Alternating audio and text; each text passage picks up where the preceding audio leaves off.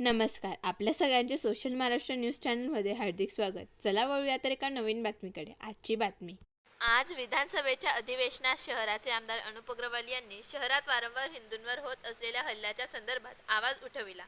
यावेळेस जे दोषी आहेत त्यांच्यावर कठोर कारवाई करा अशी मागणी त्यांनी विधानसभेत केली. अनुप अग्रवाल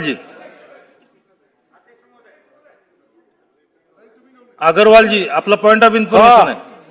अध्यक्ष महोदय, माझ्या मतदारसंघात धुळे शहर येथे काही महिन्यांपासून दोन समाजात तेढ निर्माण करायचे कार्यक्रम या ठिकाणी चालू झालेले आहे.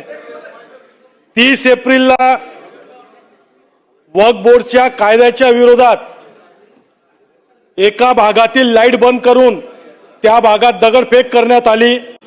तसेच 21 मेला काही ख्रिश्चन मिशनऱ्यांनी त्या भागात जाऊन सिव्हिल हॉस्पिटलमध्ये जाऊन पेशंटांना असं सांगितलं का आपल्या छातीवर बायबल ठेवा आणि झोपा, तुमचे सर्व आजार बरे होतील. त्यांना अटक झाली, परंतु लगेच दुसऱ्या दिवशी त्यांची जामिनी झाली. त्याच्यानंतर 2 जूनला अध्यक्ष महोदय, पाचकंदील एक परिसर आहे, तिथं लोड गाडीवाल्यांचा फेरीवाल्यांचा फार मोठा प्रॉब्लेम आहे. तिथं मोठ्या प्रमाणावर व्यापारी आहे. रोज एका व्यापारीला त्या ठिकाणी मारलं जातं, त्यांच्यावर कुठलीच कारवाई होत नाही. कारवाई झाली तर दुसऱ्या दिवशी त्यांची जामीन होते. आणि धुळे शहर हा याआधी 3 दंगली घडलेला असा इतिहास असलेला शहर आहे.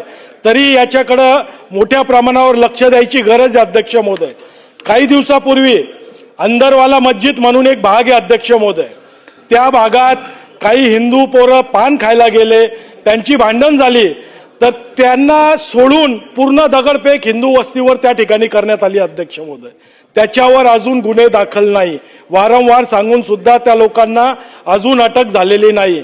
अध्यक्ष महोदय, एका मोहाडी असा परिसर आहे, त्या ठिकाणी पिण्याच्या पाण्याचं टँकर चाललं होतं, तर त्या टँकरवर काही जिहादी लोक बसून मटण मांस मच्छी खात होते आणि ते पाण्याच्या टँकर आमच्या हिंदू वस्तीत चाललं होतं. अध्यक्ष महोदय, तर या सर्व गोष्टींवर कठोर कारवाई व्हायचे निर्देश या ठिकाणी आपल्या माध्यमातून शासनाने दिले पाहिजे. अध्यक्ष महोदय, अशी आपल्यास नम्र विनंती करतो. नोंद घ्यावी त्याची. बातमी आवडल्यास चॅनलला लाईक व सबस्क्राईब करा व दररोज अशा नवनवीन बातम्या पाहण्यासाठी चॅनलला फॉलो करा. धन्यवाद.